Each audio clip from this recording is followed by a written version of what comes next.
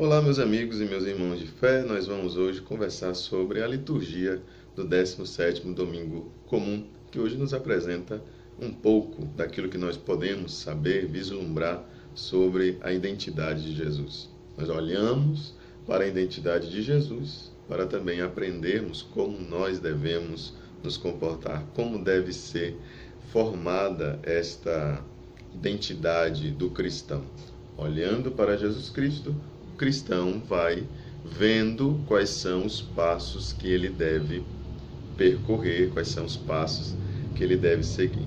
O cristão, ele não vive assim, sem horizontes, né? Ele tem um projeto de vida, ele tem um objetivo, e o objetivo principal da vida do cristão é precisamente seguir a Jesus Cristo. Todo santo dia, quando eu vou gravar, tem que passar uma criatura fazendo propaganda ali fora, né? Bom, paciência.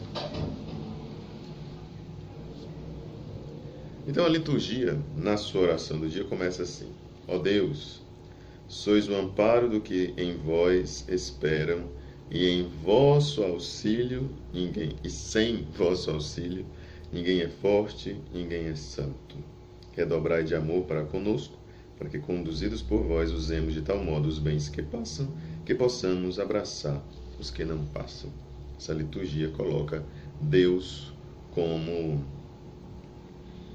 o Todo-Poderoso, aquele que nos auxilia na nossa lida diária, sem o qual nós não conseguimos proceder, não conseguimos ser fortes e não conseguimos ser santos. Precisamos desse auxílio de Deus para a nossa fortaleza e para a nossa santidade. É com Ele que nós vamos sendo cada dia mais melhores, pessoas melhores, e vamos progredindo na nossa vida cristã.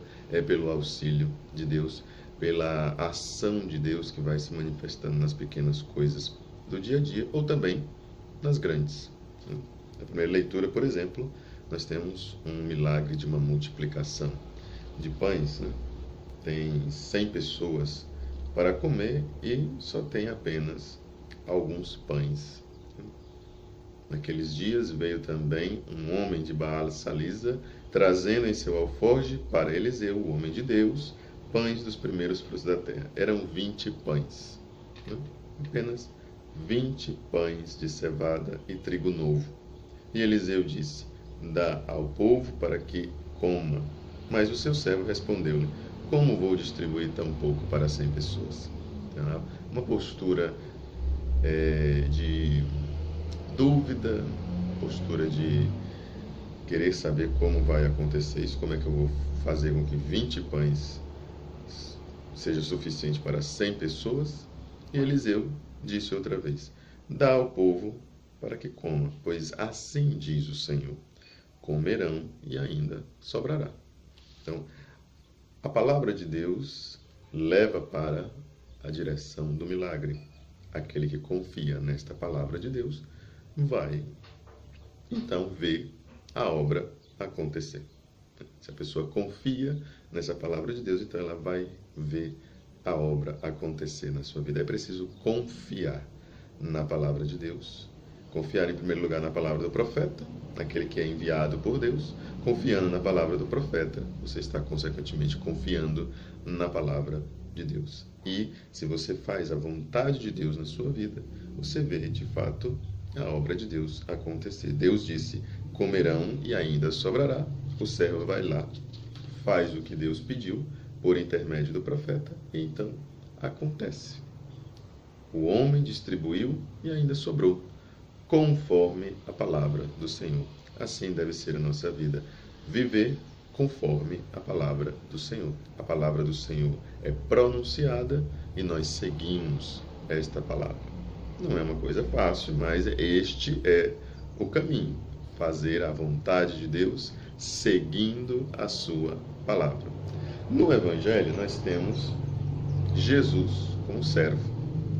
Se na primeira leitura nós temos um servo do profeta, no Evangelho nós vemos Jesus como um servo porque é Jesus quem vai distribuir por meio dos seus apóstolos, né? Jesus quem vai realizar o serviço, né? Jesus é o grande liturgista, porque liturgia quer dizer serviço. Então aqui Jesus é o grande liturgista, porque ele quem está prestando um serviço para a humanidade, prestando um serviço para essa multidão que está aí diante dele.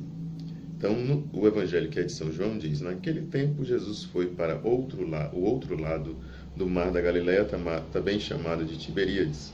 Uma grande multidão o seguia porque via os sinais que ele operava a favor dos doentes. Jesus subiu ao monte e sentou-se aí com os seus discípulos. Sobe ao monte, nesse momento aqui, em outro momento também vai se repetir dizendo que ele subiu ao monte, porque é o lugar da presença de Deus, o lugar da vida de oração, o sinal, né? O grande sinal da oração. Jesus vai para rezar. Assim também o cristão deve proceder. Jesus sentou-se aí com os seus discípulos, ele senta para ensinar, porque o mestre, ele tem essa postura de sentar-se. Ele senta para poder ensinar aos seus discípulos. Os seus discípulos se sentam ali ao seu redor para ouvir os ensinamentos. Mais uma vez, a identidade de Jesus que é mestre, a identidade do cristão que deve ser discípula, né? Essa identidade servidora, que escuta, que está ali de prontidão. Estava próxima a Páscoa, a festa dos judeus. Levantando os olhos e vendo que uma grande multidão estava vindo ao seu encontro, Jesus disse a Filipe: onde vamos comprar pão para que eles possam comer? Mais uma vez, uma necessidade de distribuir para o pão para os necessitados, para aqueles que vêm ao encontro da palavra de Deus. Veja que são aqueles que vêm ao encontro de Jesus Cristo, por conseguinte, vêm ao encontro da palavra, vêm ao encontro da revelação de Deus, vêm ao encontro desses desígnios de Deus, de fazer a vontade de Deus, porque encontrando a palavra, eles estão encontrando o caminho para seguir. É isso que acontece na Eucaristia, na Santa Missa, nessa grande liturgia que nós celebramos todos os domingos, porque é a nossa Páscoa semanal. Nós temos a nossa Páscoa anual, mas temos também a nossa Páscoa semanal. As pessoas vêm à igreja para se abastecer justamente da palavra de Deus. Mas onde vamos comprar pão para que eles possam comer? É preciso também alimento, um alimento consistente. Disse isso para pô-lo à prova, pois ele mesmo sabia muito bem o que ia fazer. Jesus Cristo sabia precisamente o que ele ia fazer. Filipe respondeu: nem 200 moedas de prata bastariam para dar um pedaço de pão a cada um. Um dos discípulos, André, o irmão de Simão Pedro, disse: está aqui um menino com 5 pães de cevada e 2 peixes. Está aqui uma criança, né, com os pães de cevada. Nem tinha pão de trigo, nesse caso, no Primeiro Testamento, na leitura do Livro dos Reis, nós vimos que ainda tinha até uma certa quantidade de pães de trigo, mas aqui nós temos apenas pães de cevada, que são os pães dos pobres. São os pães que tradicionalmente nós conhecemos como os pães dos pobres. Mas o que é isso para tanta gente? Pergunta o apóstolo, né, André. Jesus diz: fazei sentar as pessoas. Havia muita relva naquele lugar e lá se sentaram aproximadamente 5.000 homens. Por que eles se sentam na relva? Porque o bom pastor, ele faz com que nós nos sentemos em verdes campinas, diz o Salmo, né? Em verdes pastagens, ele nos faz repousar. Ou em verdes campinas, pelos prados e campinas verdejantes, ele nos faz. Há várias versões, né? Muitíssimas versões. Mas esse salmo nos está mostrando que o bom pastor que dá a vida por suas ovelhas, ele começa fazendo nós descansarmos, nós nos assentarmos na verde grama, na verde relva, em pastos verdejantes, né? O evangelista diz que havia uma relva naquele lugar, muita relva naquele lugar. E ali eles se sentaram, porque ele está dando mostras de que Jesus está aqui se identificando com o bom pastor. talvez não seja propriamente Jesus Cristo explicitamente se apresentando como o bom pastor, as almas estão batendo as coisas para ali, mas o evangelista reconhece pelas atitudes de Jesus Cristo, ele reconhece que Jesus Cristo é o bom pastor e assim ele o apresenta quando escreve o seu evangelho. Esse bom pastor que dá vida por suas ovelhas e faz com que as ovelhas se transformem também em missionários, não só em discípulos, mas também em missionárias, para que possam ir ao encontro das outras pessoas. Jesus realiza um milagre, mas o realiza no Primeiro Testamento por intermédio do seu profeta, aqui por intermédio dos seus apóstolos e dos simples, porque é uma criança que traz o objeto da sua ação. E Jesus tomou os pães, deu graças e distribuiu-os aos que estavam sentados. Isso é um gesto eucarístico que está aqui embutido nesse versículo 11, né? Jesus Cristo que aparece como um sacerdote, né? Ele toma o pão, dá graças, como nós fazemos no prefácio da Santa Missa, como fazemos na própria oração eucarística, né? O ato de dar graças é levar o pão, consagrando e transformando, fazendo um milagre da transubstanciação acontecer, e depois a comunhão, distribuiu-os aos que estavam sentados, tanto quanto queriam. E fez o mesmo com os peixes. Quando todos ficaram satisfeitos, Jesus disse aos discípulos: recolhei os pedaços que sobraram para que nada se perca. Recolheram os pedaços e encheram 12 cestos. Aqui a importância da igreja na vida desta palavra. O povo que vem para acolher a palavra, depois que acolhem a palavra de Deus, depois da oração, da vivência da oração, dos seus ensinamentos, que são dirigidos aos apóstolos e dos apóstolos à multidão, eles recebem o alimento, que é o corpo de Cristo, mas também temos a importância da preservação de tudo isso por meio da igreja. Esses 12 cestos representam a igreja de Jesus Cristo, porque 12 nos recorda o antigo povo de Israel, que foi formado com base em 12 tribos. Depois, Jesus Cristo escolheu esse mesmo número 12 para representar o número dos seus apóstolos. Então são 12 apóstolos, lembrando a nós que o antigo povo de Deus também tinha 12 tribos, foi formado a partir de 12 tribos, e dessas 12 tribos que era formado o antigo povo de Deus, nós nos recordamos agora que estes 12 apóstolos são o novo povo de Deus, né? A base do novo povo de Deus, onde é alicerçado. A igreja, ela se sustenta nas 12 colunas, que são os 12 apóstolos, na fé desses 12 apóstolos que vêm de Cristo. Cristo passa a eles os seus ensinamentos e essa fé que eles receberam, eles transmitiram para a igreja. Recolham tudo isso e encham 12 cestos com as sobras dos 5 pães deixadas pelos que haviam comido. Vendo o sinal que Jesus tinha realizado, aqueles homens expressavam: este é verdadeiramente o profeta, aquele que deve vir ao mundo. Não um profeta comum, mas o profeta, o Messias. Então Jesus Cristo, ele é divino, Jesus Cristo, ele é enviado por Deus. Mais do que enviado por Deus, ele é filho de Deus, não um filho adotivo, como nós somos pelo batismo, mas ele é um filho legítimo de Deus. Esses 12 cestos que nos recordam a igreja, é nesta igreja que nós exatamente recordamos de que Jesus é Deus, de que Jesus é a segunda pessoa da Santíssima Trindade, mas aquele que é amado por Deus. O amor de Deus que se manifesta na nossa vida de forma concreta, de forma muito eloquente.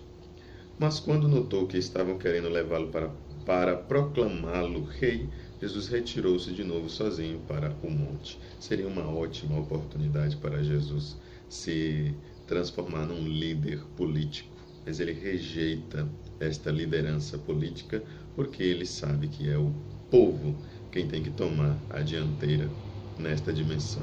São eles que têm que assumir isso. Não é o papel de Jesus se transformar em um líder político, em um líder político partidário, mesmo assumir o governo temporal deste povo.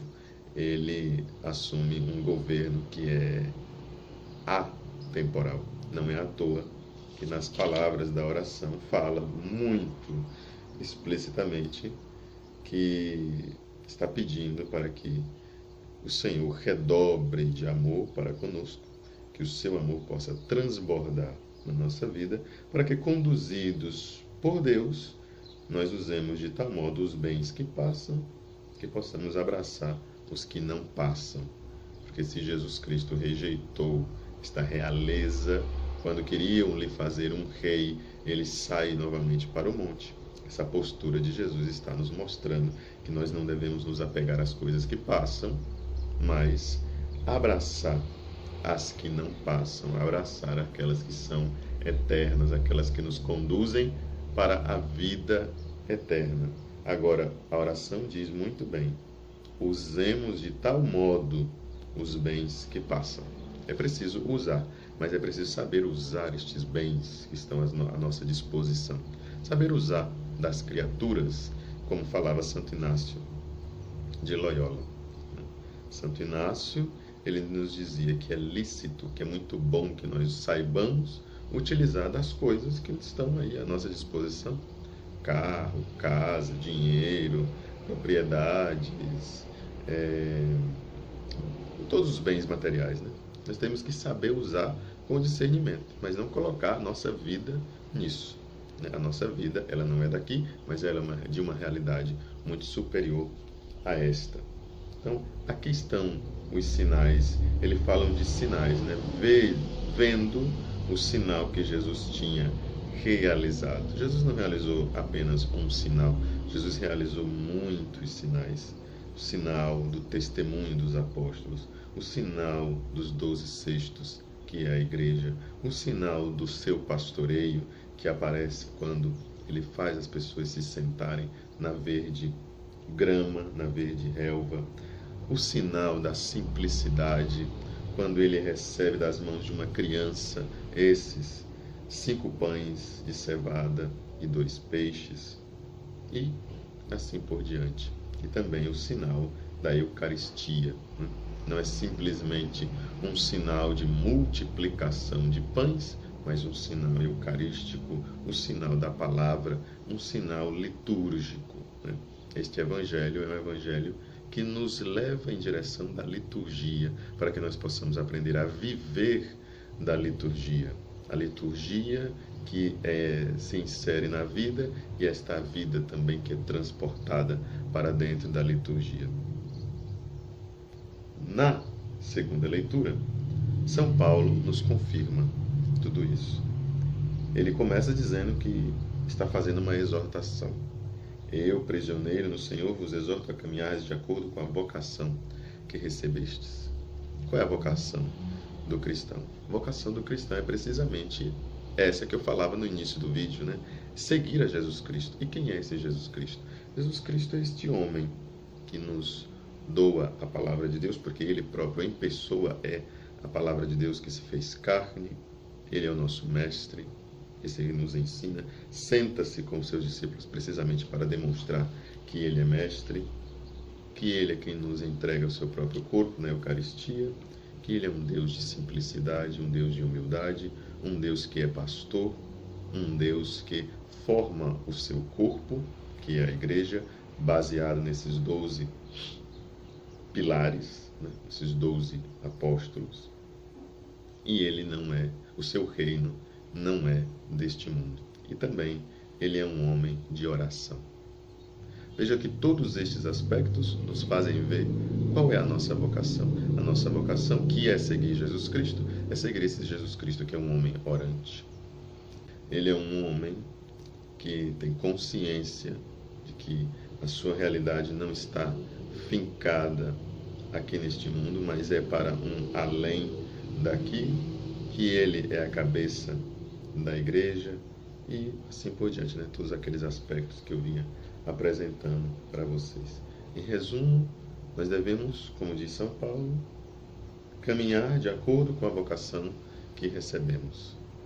E esta vocação nossa, pelo batismo, é seguir a Jesus Cristo, imitar a Jesus Cristo, sermos os seus discípulos fiéis, seus missionários fiéis. E São Paulo termina a segunda leitura dizendo que há um só Senhor, uma só fé, um só batismo, um só Deus e Pai de todos, que reina sobre todos, age por meio de todos e permanece em todos.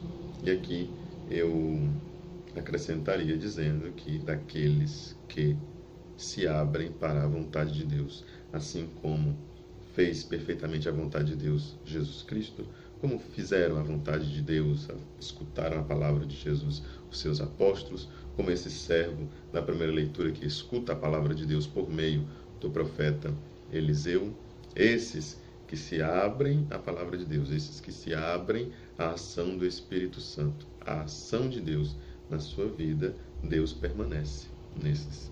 E nestes que Deus permanece, Deus age por meio deles. E aí sim, nós começamos a nos lembrar da nossa sociedade, para que nós possamos de fato ser sal da terra e luz do mundo.